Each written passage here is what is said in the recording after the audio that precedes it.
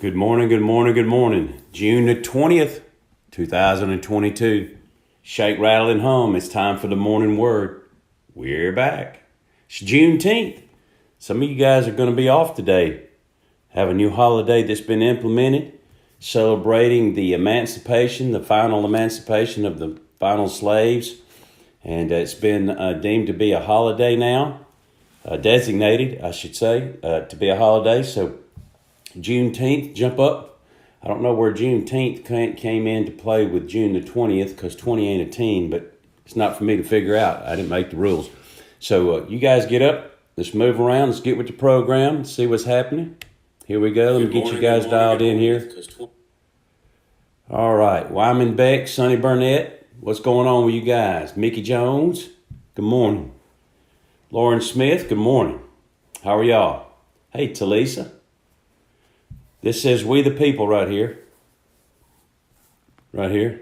We the people. And my daughter gave me that for Father's Day. It's a Second Amendment shirt. Hey, Kathy Sanford, good morning. Sonny B. Tina B.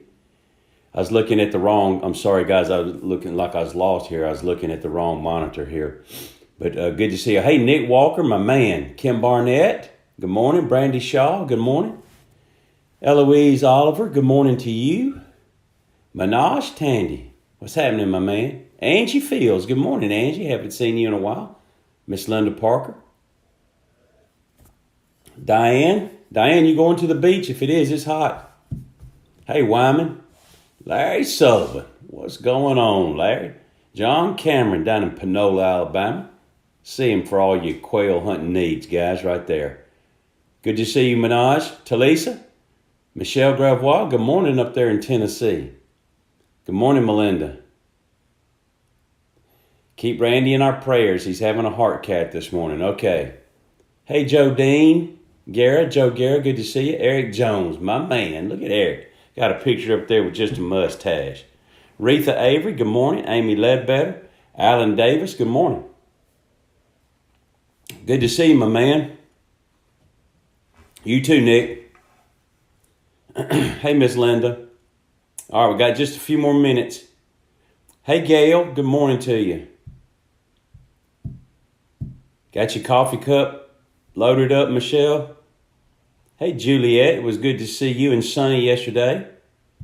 Hope y'all had a great Sunday. Jim Pennington, the big dog, you still down at the beach, Jim? You still laying low down in Gulf Shores, Alabama?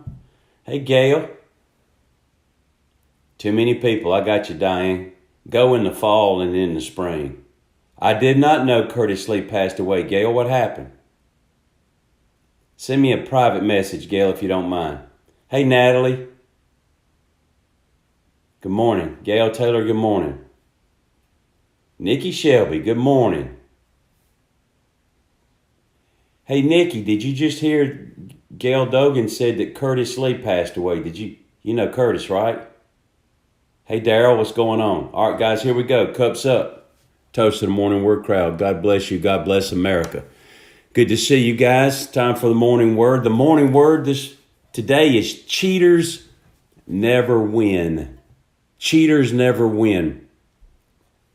If you have your Bible, go to Proverbs chapter 20. Proverbs chapter 20.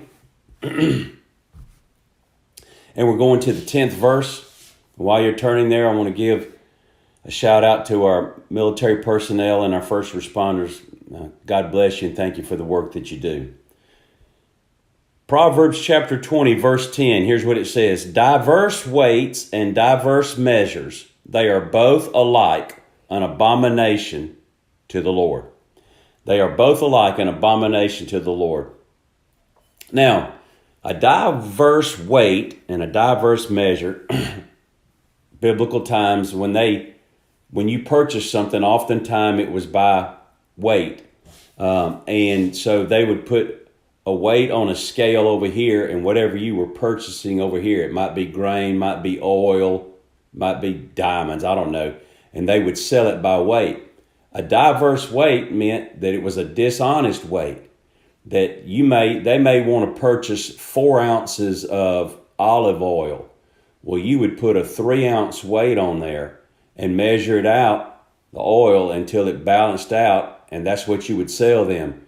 They thought they were getting 4 ounces, but you sold them 3 ounces. As a matter of fact, today, right here in the United States, and I'm sure it's happening around the world in different places, if you'll go to the grocery stores or the mercantile stores or wherever it is that you buy household products and supplies and food and stuff, you'll notice that the containers are getting smaller, and deceptively smaller in some situations. Someone sent me a picture the other day showing that a 32-ounce container of something, a product, I can't remember what it was, is now being packaged in a 28 ounce, 4 ounces less, but selling it for the same price. Now, I'm not saying that that's deceptive, because on there it says 28 ounces and on the other one it says 32 ounces. But the point is that if you're not looking at the numbers, you're grabbing something with the idea that you're getting what you've always been getting, and it's not true. So God says that he abhors. I mean, he throws this in when it says an abomination. That's a word that God uses in his word to let you know that it stands out to him in a particular way.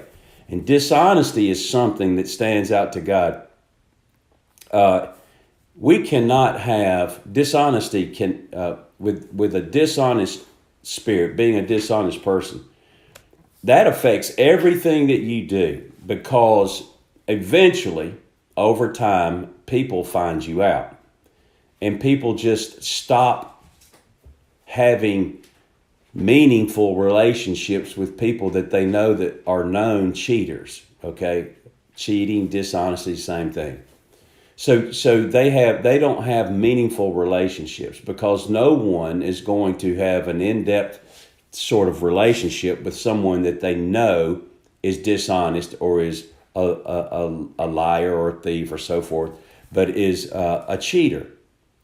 Okay? And then that begins to affect you as an individual. Cheating affects you, okay? Because now you know that everything everyone else thinks about you is not true, okay? And that the things that you have accomplished and the things that you have been gained by dishonesty. Whatever it was, dishonest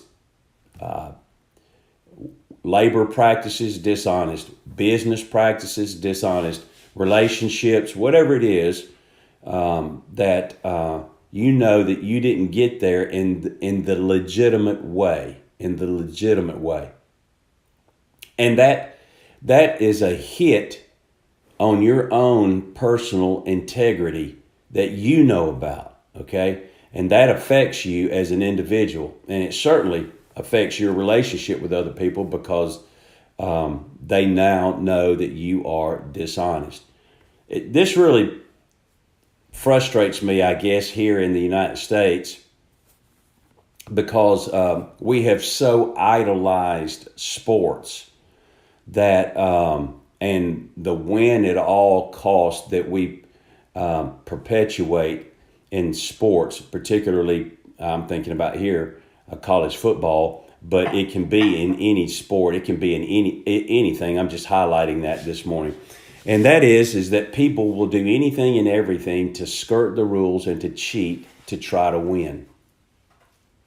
And today we've got this name, image, likeness thing and paying players, but we've always paid players. I understand that. But here's the deal. At the end of the day, and I know people say, well, if you're not cheating, everybody's cheating. So if you're not cheating, you're going to get left by the wayside. You're not going to have a job long. You're not going to win many games, because everyone is cheating. You just got to find out.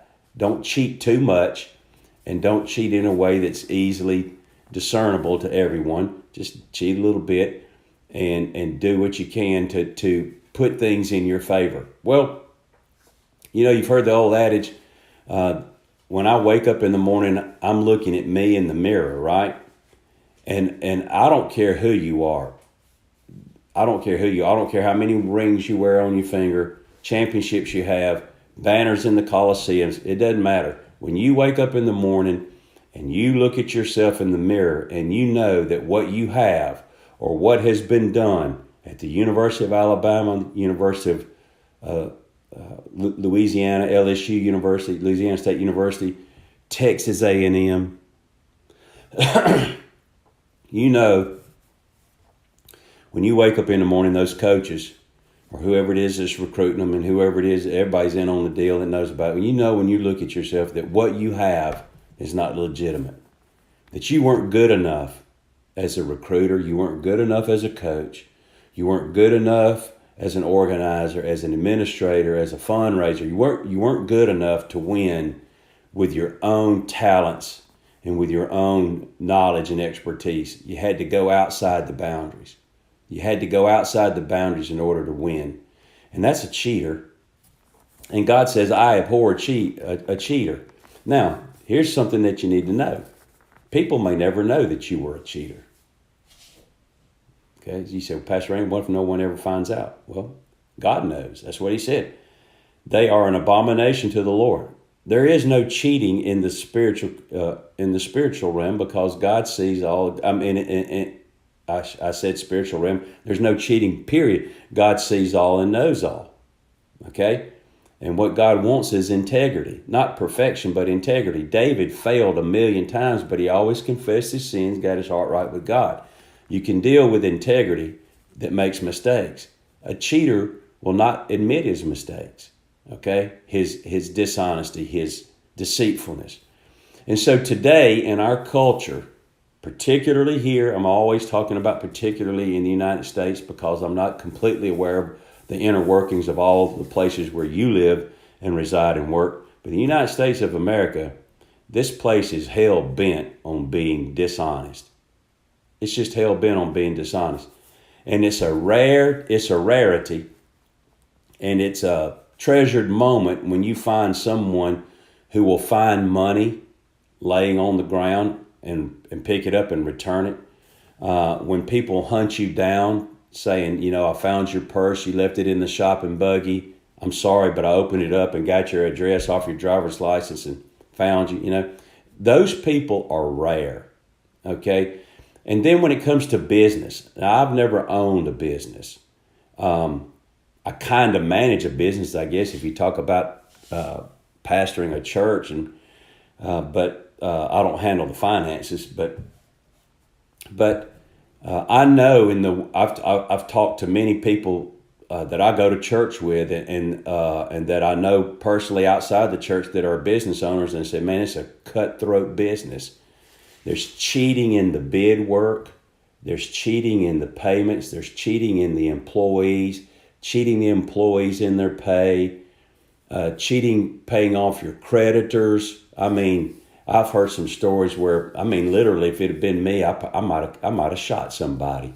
I'd be tempted to. When you talk about being cheated out of enough money that's a game changer amount for your family, that's hard to swallow. And that goes on every single day. Every single day. As a matter of fact, in the weaponry that the United States of America is sending over to Ukraine, half of it's not even getting there. It's being diverted into the black market. Ukraine is selling it all around the world. I saw someone sent me a picture on the dark web, a snapshot of one of the missiles that the United States of America had sent on a load to Ukraine, that had been diverted from where it was supposed to go and was being auctioned on the dark web, i.e. people who don't know who people are creeping and selling to the highest bidder American weaponry. It'll eventually land here, because we're going to reap what we've sown. And that's what happens to cheaters. Cheaters will eventually reap what they've sown. J. Vernon McGee said it this way: the chickens will come home to roost eventually. They'll find where they're supposed to go, and they'll show up. And when we cheat, ultimately, I've already mentioned this, but here's what happens. Ultimately, a cheater's actions will come back to him, and he will be the cheated. The cheater will stay in business until he's cheated. And never understanding, never learning the lesson that cheaters never win. Even if you win, you didn't win. Even if you win the championship, you didn't win it. Even if you win the jackpot playing cards and you cheated, you didn't win.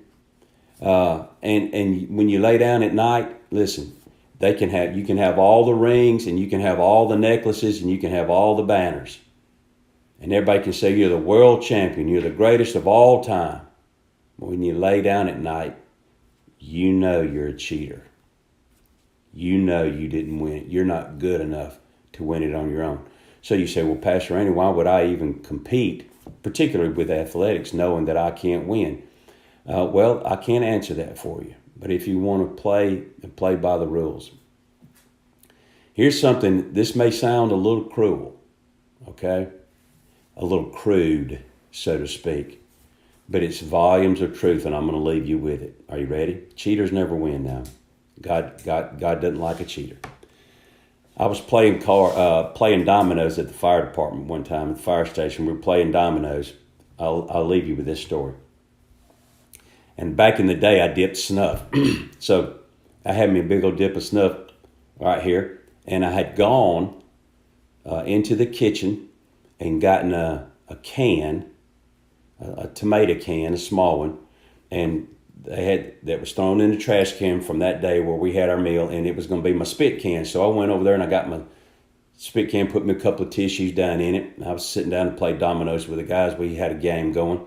And I spit in it and I set it down on the side right there beside my chair. Played a couple of rounds there and I got ready to spit, and it was my buddy's turn. I say my buddy, we were friends and he was much older than I was, and it was his turn. He was sitting over there looking at his dominoes. It was actually right beside me, but kind of catty. So while he's waiting, I said, good Lord, man, come on. I said, make a play. And I leaned over like this to get my spit can. When I leaned over, he said, what are you doing, boy? I said, I'm getting my spit can. He said, look like you was leaning around to look at my dominoes. I said, why would I look at your dominoes? I don't need your dominoes. I'm going to beat you fair and square. He said, a man that'll cheat at dominoes will sleep with your wife when you're not looking. And I thought, why would he equate sleeping with some man's wife to cheating with dominoes? And here's why. Because a cheater is a cheater. Cheaters never win. We'll see y'all tomorrow. Good Lord willing, and the saints don't rise.